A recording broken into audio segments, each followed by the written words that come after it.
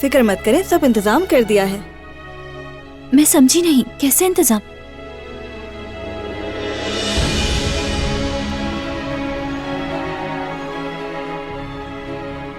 मतलब आपकी पहली रात है।